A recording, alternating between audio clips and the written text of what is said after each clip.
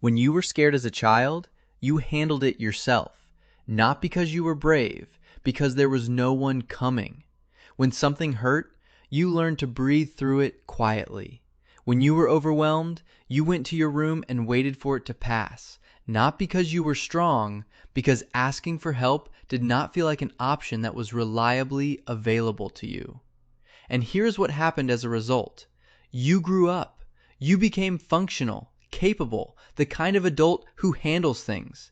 And you carried into that adult life a set of habits so automatic, so deeply wired that you stopped noticing they were there. You call yourself independent. You call yourself low maintenance. You call yourself someone who does not need much. But psychology has a different name for what you are doing. And understanding it changes everything about why certain things are so hard for you. Things that seem easy for everyone else. Things you cannot explain why they cost you so much. These are 10 signs that you were never comforted as a child, and that you are still living with it now, without anyone ever telling you that is what was happening. Sign 1. You handle everything alone, even when you do not have to. Someone offers to help, and something in you immediately says, no thank you. Not because you do not need it, because accepting help feels strange in a way you cannot fully explain, like you are breaking a rule that was written into you so early you cannot remember learning it. You handle the move by yourself, you figure out the problem alone, you sit with the hard thing in private and tell no one until it is already resolved. And then you wonder why you are so exhausted. The child who was never comforted learns a specific and devastating lesson. That needing help is not safe. Not because anyone said those words, because what happened when they reached out taught them more than any words could. Reaching out produced nothing. Or produced something that felt worse than handling it alone. So the child made a decision that most children in that position make, without knowing they were making it. I will do it myself.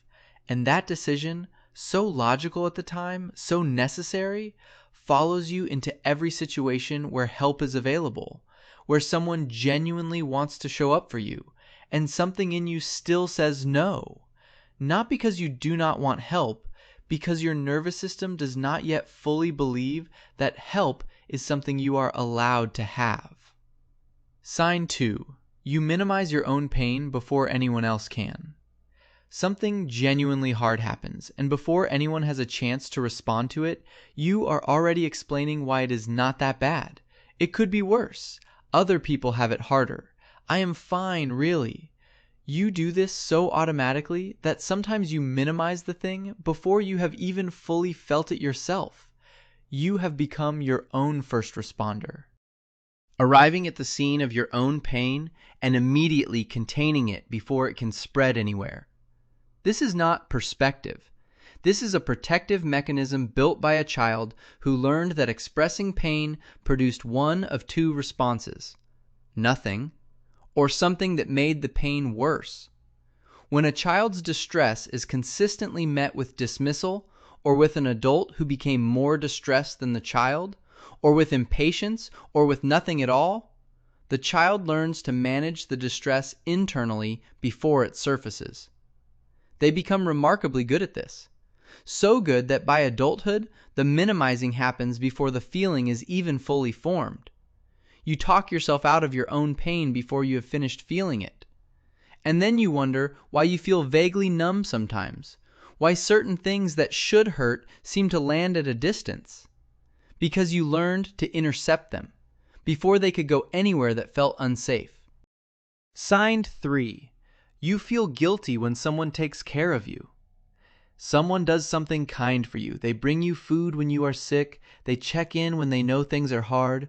They show up without being asked. And instead of simply feeling grateful, something else arrives alongside the gratitude. Discomfort. A low-level guilt that you cannot quite justify. A feeling that you are being a burden. That you owe something now. That this kindness creates a debt you are not sure you can repay. The child who was never comforted does not learn that care is something they are allowed to receive freely.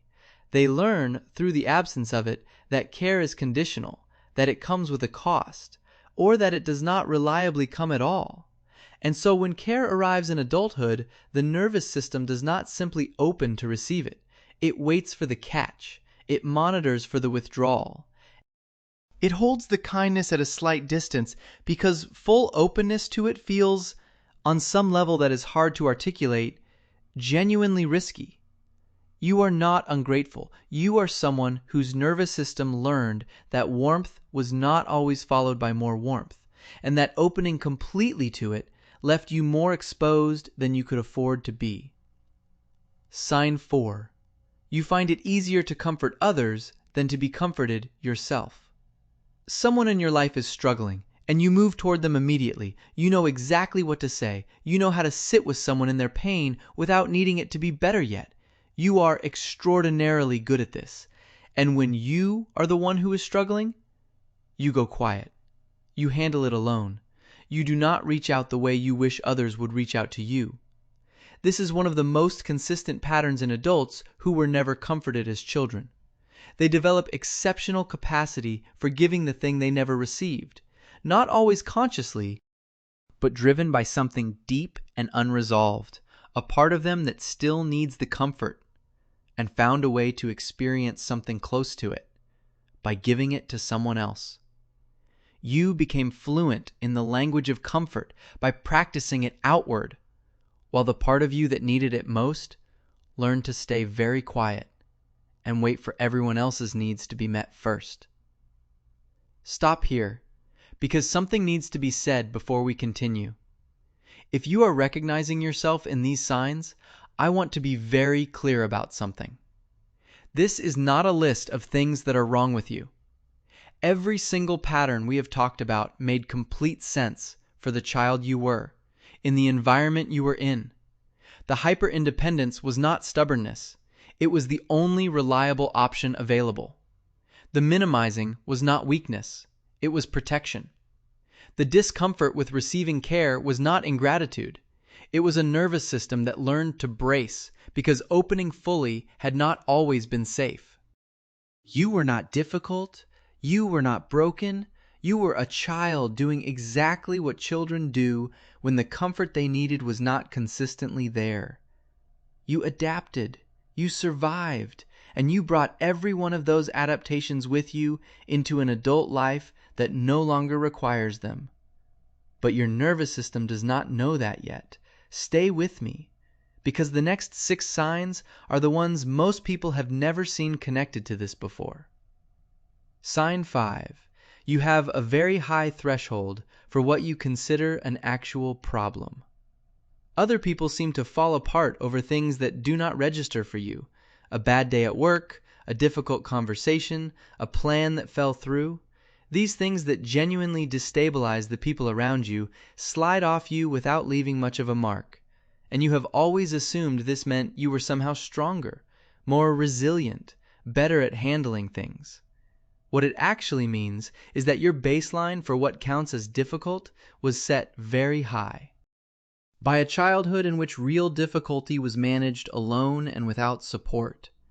Your nervous system recalibrated around a very demanding standard of what counts as a crisis, and as a result, things that are genuinely hard for most people do not feel hard enough to ask for help with, because somewhere inside you there is a much harder thing that you handled alone, and that becomes the measuring stick, against which most ordinary difficulty fails to qualify. You are not stronger than other people. You were simply asked to carry more, earlier, without anyone there to help, and your system adjusted its expectations accordingly. Sign 6. You apologize for taking up emotional space. You start to share something difficult, and partway through, you stop yourself. I am sorry, this is a lot. You do not have to listen to this. I should not be dumping this on you. You minimize your own need mid-sentence, before the other person has given any indication that they want you to stop.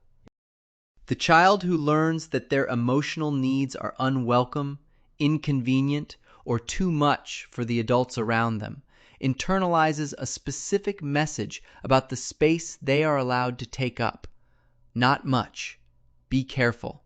Make it quick. and do not be surprised if it is met with nothing. That message becomes a script that runs automatically in adulthood. Every time you begin to share something real, something in you monitors the other person for signs of impatience and often finds them before they are even there, and preemptively apologizes, preemptively shrinks, preemptively makes yourself smaller so that nobody else has to ask you to. You are not being self-deprecating. You are replaying a lesson learned so early and so completely that it feels like your own voice.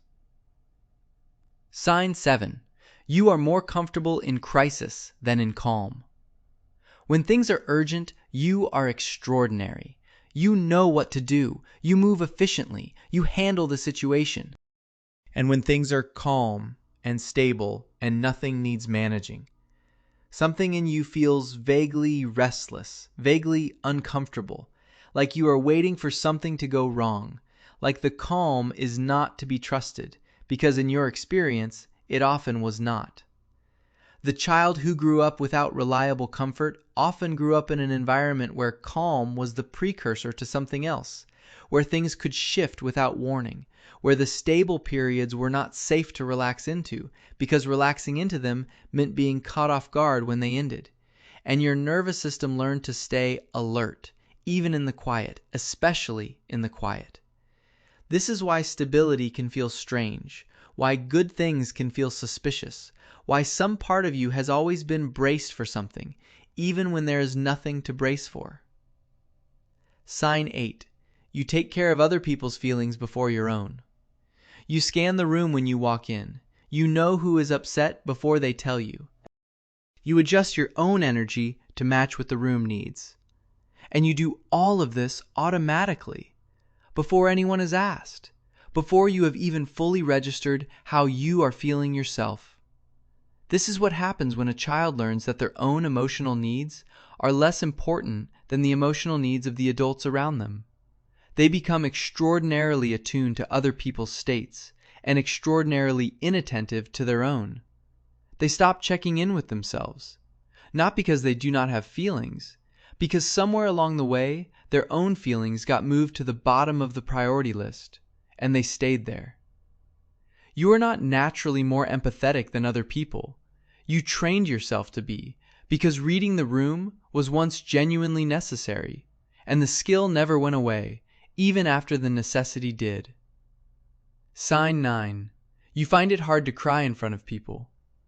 Alone sometimes you can cry, in the car, in the shower, in the specific privacy of a space where no one can see. But in front of another person, something locks, not because you do not feel it, because something in you still carries the learned knowledge that visible distress is not safe to show, that it will be met with discomfort, or dismissal, or something that makes you feel worse than the original pain did. The child who cries and is not comforted, or who cries and is told to stop, or who cries and watches an adult become annoyed or overwhelmed or absent, learns to move the crying somewhere private, where it cannot cost them anything, where the response to it is entirely within their own control. You did not become stoic, you became careful, and careful is a very different thing. Stoic is a choice, careful is a survival strategy, and there is a difference between those two things that most people who know you will never fully understand.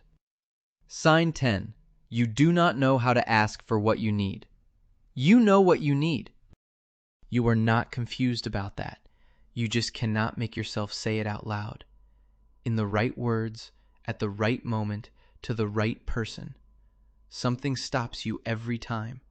Not shyness, not pride. Something older than both of those. A deep body-level uncertainty about whether naming what you need will produce the thing you need, or whether it will produce silence, or discomfort, or a version of rejection that you have learned to avoid by never giving it the opportunity to happen. The child who reaches and receives nothing learns to stop reaching.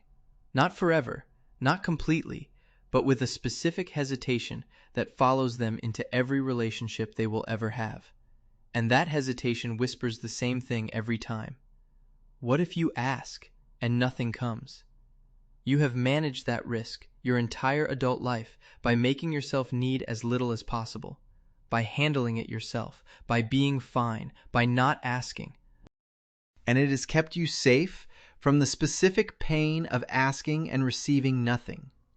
But it has also kept you from something else, the experience of asking and having someone come, which is the thing that was missing in the beginning and the thing that is still possible now.